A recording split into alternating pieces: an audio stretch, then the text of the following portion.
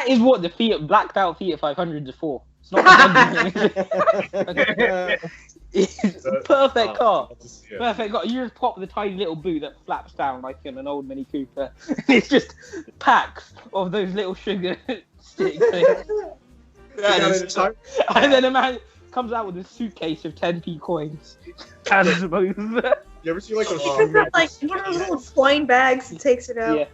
You ever see like those shoemaker suitcases where it folds out and stuff? That, but candy on the inside. Oh, yes. I got this, I got that. Oh, you want a little bit of this? You want the whole suitcase? Yeah. For 20p. Yeah. Yeah. Oh no. Yeah. People got baggies of candy tied up in their socks. You know what I mean? In their shoes. No, it's just in the school bag. It's just in the school bag. Oh no. That's bad. It's hilarious. That's gotta be an amazing spectacle. Oh, God. I would They love just to walk no. on the sidewalk and just see that candy. No, it's all inside the school. Like, outside the school, yeah. And yeah, it's brilliant fun. It's brilliant fun watching it. Yeah. They don't try and make it bigger than it is. They do just. Here's some sweet. But it's just it's just like one guy. One of my friends, he quite a bit off of it. The thing is, he gives them away to his friends. Like, so then I don't understand how he's making money if he's giving them as well. But apparently, he made money off of it. So I don't think that's how a business works. that seems to be what Volkswagen accountants do with the Bugatti Veyron. But yeah. No. Cars though, and getting back to something earlier, Doug, I had, what was it, three years ago now, 2018, I had a ride in a Viper ACR, and every time, so when he got on the throttle, my head went back immediately into the like integrated headrest. When he changed gear, I was able to pull my head off from the headrest. I didn't realize I was trying to pull my head from the back of the seat. And so then when he got back on the throttle, my head went back again on the big straight. So every time he changed gear, my head was just like one of those little like heads. going like yeah. I don't know this because the fastest thing I've been in is an Audi Q8 with a 3.5 litre diesel. So well, you can. still not bad. It's not. It's torquey. It's got 400 foot-pounds of torque or something like that. So. And then when you get out, you wonder why your neck hurts. You think, why does my neck hurt so bad? Your shoulders are tightened up. Like, you might have a slight headache. I like break my neck. Like what? I want to go do this driving thing at Dunsfold now because I want to. Yeah. Gotta do it, man. There's also one. Friends that had muscle cars that were just amazingly fast. One was a 70.5, or is it 71.5? Sorry, split bumper Camaro that was built. So these didn't stop. That thing would literally you hope the seat didn't break when that sucker took off. You hope, God, I hope the seat I'm going to end up in the back. It's just going to flop down, and I'm going. That's just any car riding in a British Leyland car, late 70s British Leyland car. Austin says. Yeah, the same friend had a Clarkson's door on the Rover. Yes. Yes. 66 Chevelle SS that had been done up, and he took me riding that thing. And there again, you were in there with a little lap belt. That's all you got, lap belt. And you know, this thing would take off with such force that between the roar of the car, I mean, they were loud when they took off. When you put that much power that fast, you went deaf. And then your heart started fluctuating because of the force being imposed. And then you realize, hey, why is breathing so hard all of a sudden? I've only watched one episode of Knight Rider. I've only watched, I think, 1 or 2 episodes of Knight Rider, but I remember one of them was about about Car, which was the evil version of Kit, messing with someone's pacemaker. Could a car just have done that with enough acceleration?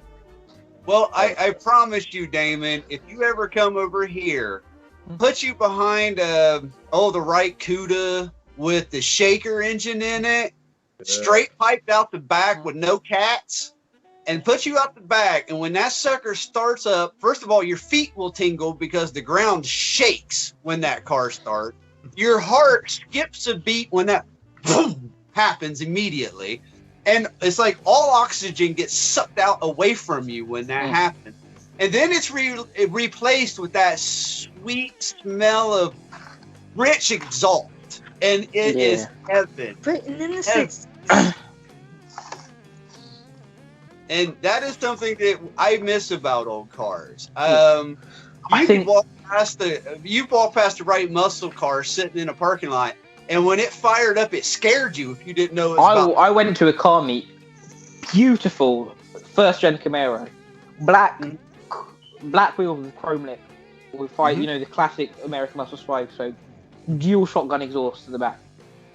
It was centralized, so near the center, with slightly smoked tail lights and front lights, all black, slightly tinted windows, de-chromed. It was the coolest looking car ever.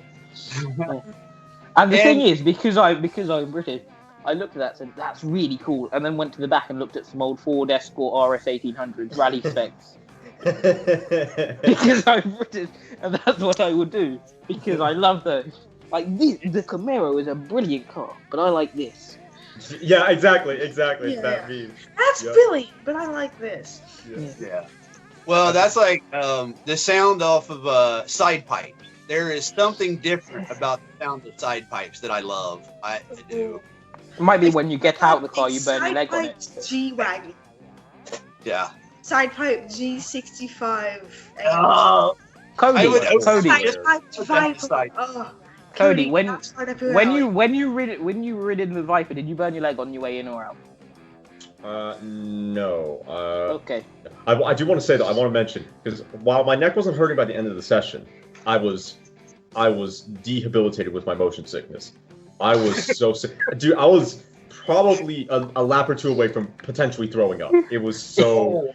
I got really motion. I didn't take any Dramamine that time, and it was so bad. I went to a friend that I was going to the track day to visit because he has a race prepped Mark II Lotus Cortina. You'll like that, Damien. It's really good. I'll have to send the photo. Yes, I like that. And his trailer was metal. So I laid down on the trailer and I'm like, this is the most uncomfortable thing I've ever laid down on. I fell asleep for about an hour. It took about 10 minutes for me to fall asleep on a painful metal trailer because I was so motion sick. I would still do it again though. In fact, I did it like 2 more times anyway. But wow. Did you watch the video I sent you, Cody?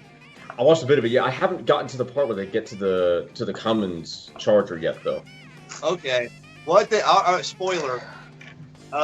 It's a 68 Charger that they cut up to resto on, and they're dropping the V10 Viper with the drag pack option into it. Ooh! Yes! Yes. And I'm like, that. And as soon as I seen that Charger sitting there, and he's talking about dropping the drag pack V10 from the Viper in it, I was like, use first person I thought of. I'm sure Cody would love this. And I thought, if you could see all those Vipers over there. Yeah. And I learned something new. I didn't know they offered the Viper with a drag pack option for the engine. I didn't know that. What I do know is because they have the Dodge Challenger drag pack, and I think they had one with the Viper V10 in it. That might have been the one where it had the drag pack. But then again, I don't know. Is that like the Cobra Jet? Yeah, exactly. It's exactly the same. Yep. And the Camaro, Copo Camaro, I think. Exactly. I had a model of those. So. Yep. Mm-hmm.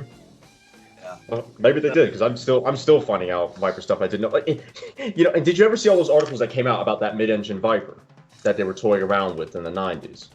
Mm-hmm. Okay. Before that actually blew up, someone on Car Throttle commented, "Was there ever a mid-engine Viper?" And I was about to immediately comment like, "No, never happened. Was never a thing." But I was like, "Okay, you know what? Let's check." Turns out they did actually toy with the idea. And then I sat on that for like a year, and then it blew up on road. Isn't a mid-engine first-gen Viper just a Lamborghini Diablo? You could think of it that way, yeah. One way to say it, I guess, yeah. So, I remember when Vipers came out. Of course, I was a teenager, and my cousin had just went to school to start being a mechanic for a Dodge Chrysler Plymouth dealership here.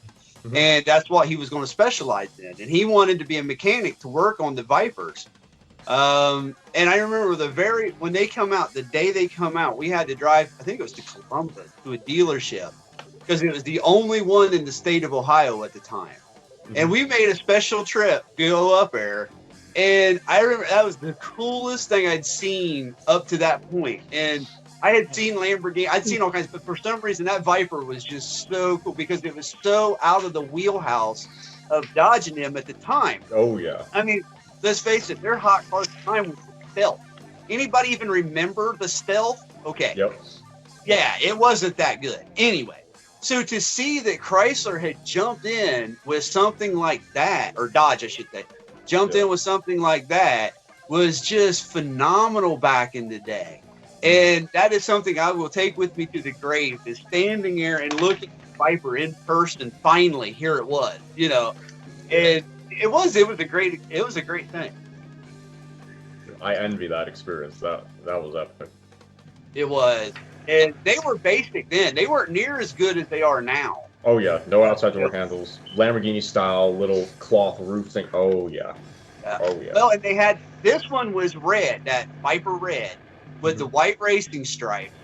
Ooh. And it had the black powder coated metal. They wasn't even encased in plastic then. Metal side pipes on the side. And it was gorgeous. I mean, there was something about that flat black side pipes. It was powder coated with that bright Viper red. They had the top down on it and everything. It's gorgeous car. Gorgeous car. I just turned on my laptop to try and find some pictures of the car. The first thing came up was Hertz. They have a dream collection where you can drive expensive cars for about £500 a day. They have a G63 AMG, £500 a day. And for £300 you get a Range Rover. But for £265 you can get a Nissan GTR for a day, which I don't think is too bad. You got to remember G63 when you can have a Nissan GTR for half the price. Yeah. Well, you got to remember, Hertz Rental Car back in its day had Mustangs purposely built for them. Yeah. And they were specially painted for them. And they rented these cars for track purposes. Now, you could go out and just do it as a daily driver if you wanted. That's fine. You know, they done that. But they knew these people were going to rent these cars and take them to drag strips and racetracks and thrash Weren't there stories of people renting them out, either blowing up the engines or swapping that engine into their i6 Mustang and driving back with it in an inline-six engine? Yeah. There's a lot of stories about those GT350Hs, a whole lot of them. And I think part of those stories are why they stopped. Yeah. it was too bad. Yeah, these people just destroy these engines and go, well, you know, an 8.6 sounds vaguely like an American V8. Yeah. The other thing open on my computer is the Fast and Furious 9 trailer, which they have a rocket mounted to the Fiero. Oh my. That's just like a Jato rocket, if you've seen Beam and G drive a Jato rocket. Or On the back of a Ghostbusters. Fiero. Yeah. Cody, another thing. Yeah. Since you wasn't here last week, another thing you might be interested in. We was talking about resto mods. Well, I went on and I was doing some research and I found something that I would have to do.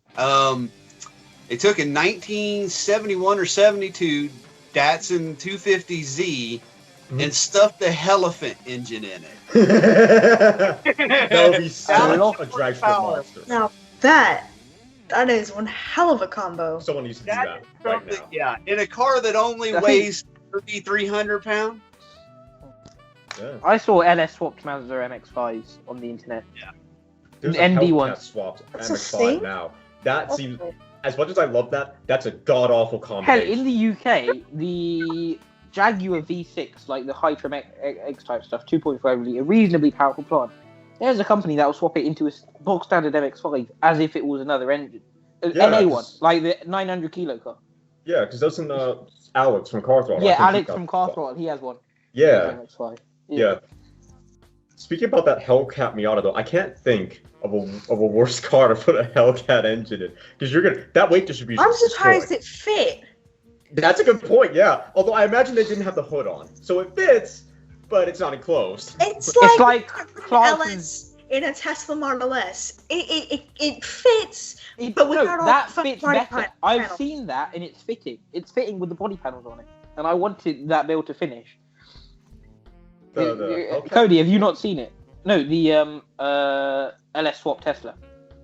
Oh, I have not seen pictures of that yet, actually. No, Rich rebuilds. Rebuilding it, yeah. He's currently in the middle of doing that. I think he's finally got the clutch. He's finally put a clutch pedal on it because he's making it a full. Like, it could have been reasonably easy just to front wheel drive automatic to that kind of swap.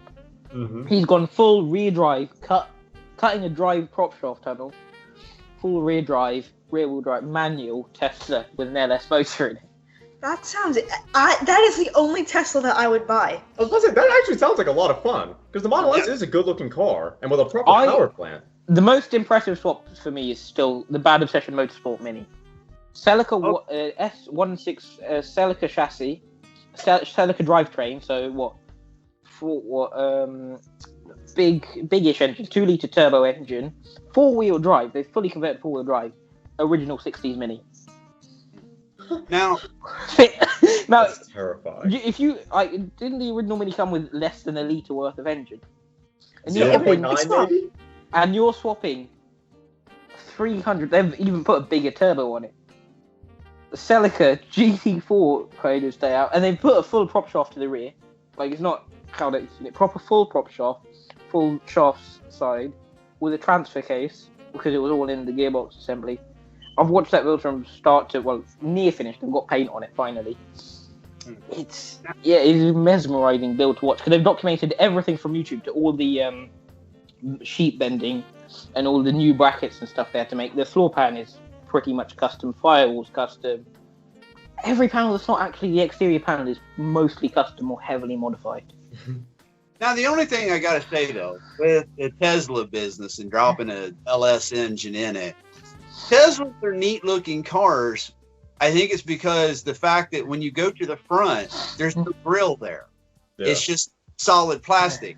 And that's a very strong character for a car. You know a Tesla immediately from the front as soon as you see it. There's no denying what it is. This is an old one with the black front. Put an LS engine or any gas-powered engine inside of it, you now have to cut that plastic out because you need to get air to that engine.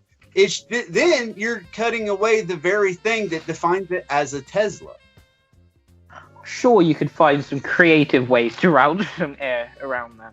Well, what are you going to do? Put some PVC pipe, make little air ducts in the hood? You got to get air. I'm thinking Subaru Star bonnet scoop. So you're taking... I like that idea. Because you're going to have to cut a grill into it. And then you're just going to look like a Tesla with the front end cut out of it. Yeah. If it's the older one though, like when they had that little black Yeah, that's mustache. the one they're doing it on. They're doing the black. They're doing it on because it's a wrecked car. He was going to rebuild to a normal Tesla. Then he got bored and decided it's no less better. And let's face it, you can't do the trick with a Tesla that Dodge done with the Challenger. And swapping headlight for a nostril. You can't. You can't do that. So. You know, when they originally did it was only for the first run of Hellcats. It was only one side. The light was out, and then they had to double it up because people thought just that light had gone out rather than it being an intake. So they double it up, and they've got a blanking plate on the other side, so it looks like it. So it's an event that goes through, and it just hits a blanking plate because people kept thinking it was just a broken car. Did you see where they were accidentally putting those lights on normal Challengers, where it had that ram air, but it was like on V6 SXTs? I saw one in a court parking lot, and it had the whole, and it was a normal like 2016 SXT, and it had that little ram air in it. I was like, this is one of the cars with the mistakes. Never thought I would see that. Didn't think it was that big of an issue. That was hilarious. You know how you can get on the Hellcat on the front splitter those like little yellow. Oh yeah, the shipping guards. Yeah. I've seen those on SXTs. Oh, and I go, people like no. Why they're shipping items? It's not to make you go faster. Yeah. It's to make sure the car doesn't fall apart on the way out. It's not designed to make it any faster. You're not tricking anyone putting those on your stock SXT that you've got a Hellcat. It doesn't matter. It's unless you've put an extended splitter and genuinely want to put those on to not bump it everywhere, which I don't think they are. There's no point of having them. I don't. And the only car I'd have it on is a purple one because